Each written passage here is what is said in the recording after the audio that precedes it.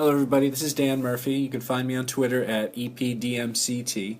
This is my screencast to show you my progress in the screenplay I'm writing as my network learning project for the Masters in Education Technology program at Michigan State University. What you see in front of you is a plain text document. If you've ever seen a screenplay, you'll be saying, well, it's not really formatted, nothing's centered, it's not what you would normally see in a finished script. But what you do see is just a plain text document. What I've done is taken a syntax tool called Fountain, and what I've done is I've used a web-based application called WriteScript to turn this simple text document of my script into this polished product. So what you see here is a lot of centered stuff. You see the name centered, and everything looks like a screenplay would in its finished form. So here are the basics of the things that I had to learn in order to compose this as you see it. The very first thing is called the slug line, which you see right here. It has to start with interior and exterior, and it just gives you the literal setting of the scene.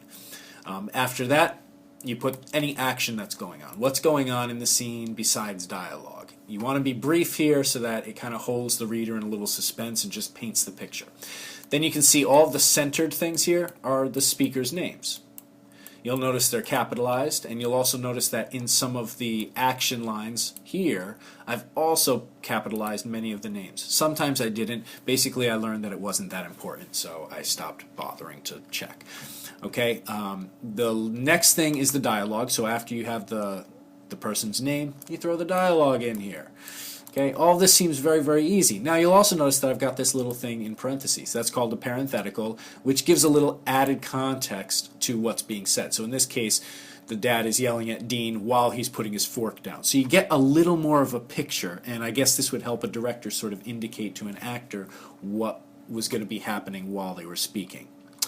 A few extra little things that I've noticed along the way are that there are some things that Fountain does that are extremely cool.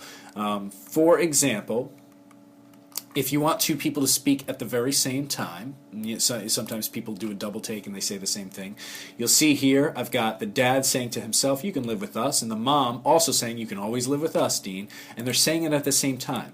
What I've done is I've added that little caret right there. And look at what Fountain did. It put them on the same line, and that again tells the director these things are being said at the same time. That's what it was intended, and that's how the actor should portray it. Outside of this, there aren't really a whole lot of little technical details that I've had to concern myself with. In a lot of ways, this has been a very easy assignment, in as much as I don't have to worry about the plot being right. I simply had to worry about the structure being right. Now, the next thing I do will show you the full scope with the plot and the dialogue, everything being really a little more edited down and a little more refined. This is just the bare bones, and that really was what I set out to do. I just wanted a bare bones script that I could use that could be turned into something, and I plan to make this a lot more refined and finish it by December of 2014 and sell it to the highest bidder, even if that's my mom. Alright, thanks for watching. Again, you can find me on Twitter at EPDMCT. Have an awesome day.